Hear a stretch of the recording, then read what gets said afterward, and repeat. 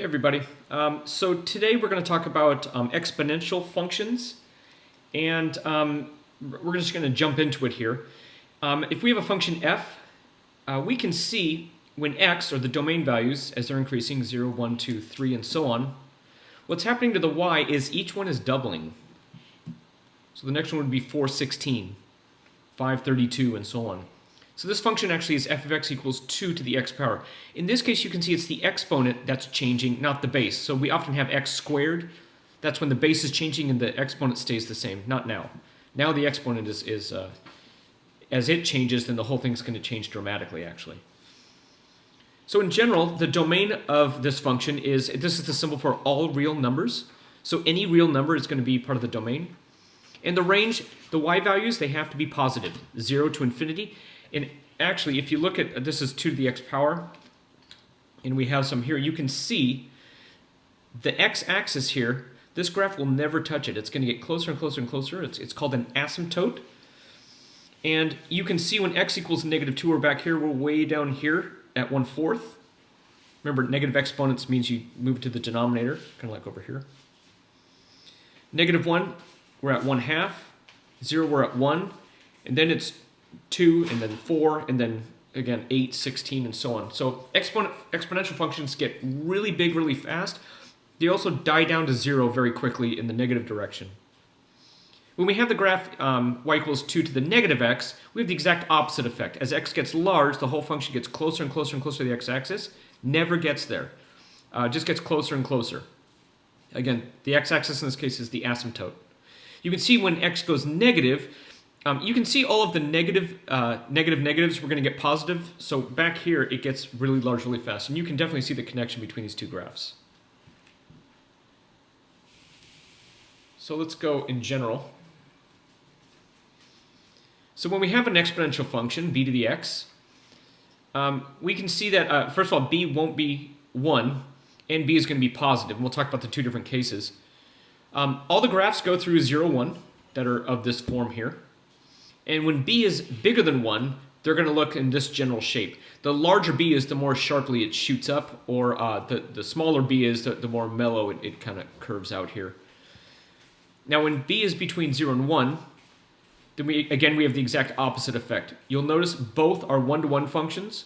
Both are asymptotic at y equals 0, the x-axis. One of the more famous bases, that's what the B stood for up here, is the letter E. And so I want to talk about that just for a moment. That's named after the famous mathematician named Euler. And it's all based on this. I'm not going to show you where this comes from, but in calculus we do quite a bit, and we do something called a limit. And as m gets larger and larger and larger, you can see it's getting closer and closer and closer to this value here. I'm going to show you something in the calculator. If you look above the ln button, you can see the E right here. Right here. And so to access e to the first power, I'm going to actually go second ln. And you can see it brings me the e to the first power. And you can see the decimal approximation is matching here.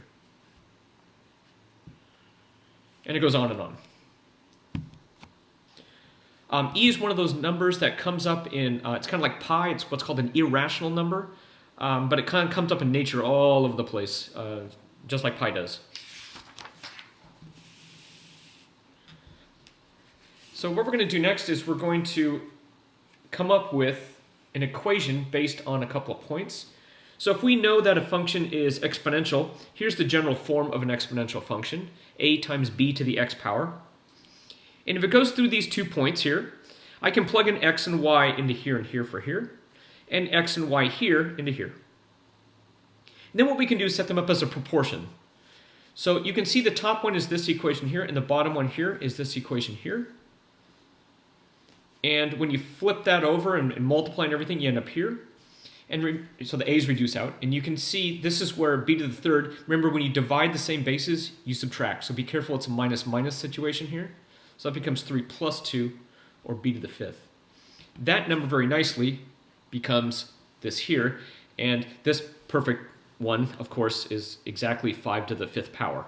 So we have b to the 5th power equals 5 to the 5th power. We do the 5th root of both sides. We end up with that b is 5. So there's one of our two pieces of the puzzle. Next up, we have to find a, so I choose one of the 2 points. I'm going to do the one without the fraction just because I can. So x is 3, y is 375. b is now 5, we know, so we replace it. And then we solve for a. And we end up with our function here. You may need to go through this a few times.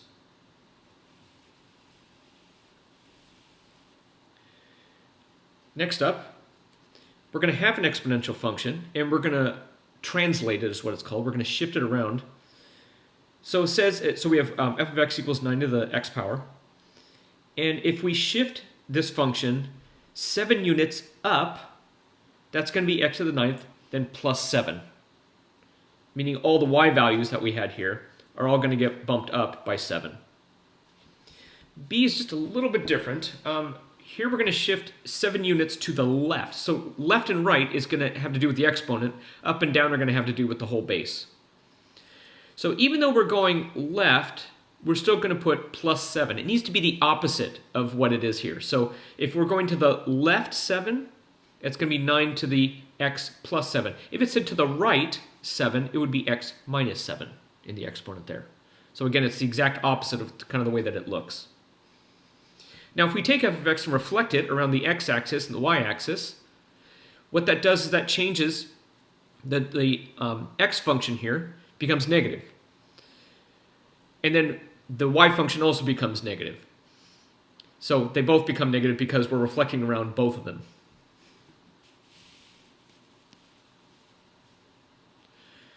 So if we do a graph, you can see here, what the exponent is saying is that's saying, because it's x minus 2, that's saying move it to the right. We talked about that just a minute ago.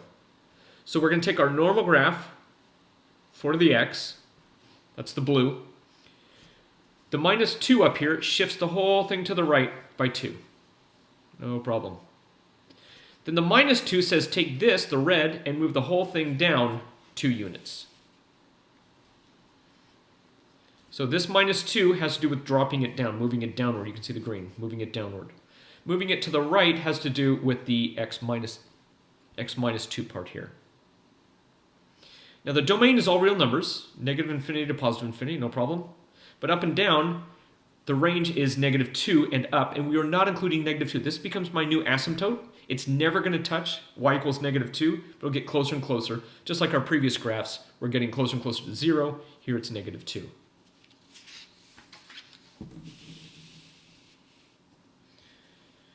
So we're going to solve each equation, and here's the theorem here, that if we have a base to an exponent equal to that same base to a different exponent, then those two exponents have to be the same. This actually works both ways. We can actually start here and go here as well. So this is actually an if and only if statement, even though I've only written it as an if-then statement. So we're going to solve each of these. And I'm going to notice here that the bases I can make the same. 4 is actually 2 to the second power. And if you remember, when you have a power raised to a power, you multiply. Using the theorem here, we can see that I have 2 to something equals 2 to something. That means the two somethings have to be equal to one another. Then I just solve for x. Here this is going to be similar. Our base is obvious for us. They're both base e. Once again, using the theorem, we have that the exponents have to equal one another if the bases are the same and they're equal to one another. This ends up being a quadratic, and we end up with 2 values.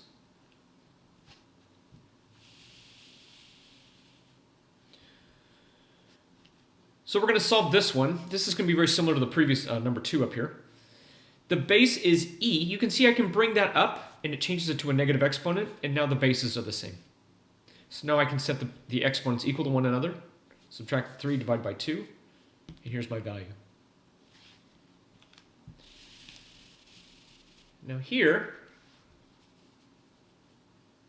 we have a word problem, but they give us the equation, so it's not too bad. So a certain type of bacteria grows at a daily rate of 0.6%.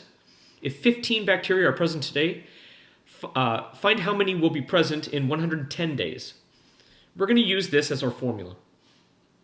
And t is going to be 110. So you can barely see the t there. That t gets replaced with the 110. And we're going to write our final answer in 5 decimal places. So we have 15 times 2.7 raised to the, and t is now 110. So I'd like to show you how I'm going to do this. So I'm going to have 2.7, here's my exponent button, and I'm going to use parentheses, 0.006 times 110. And then after that, I'm going to multiply that by 15. And you can see I get to 28.89291. And rounding it off to 5 decimal places, as it says to do here, we end up here.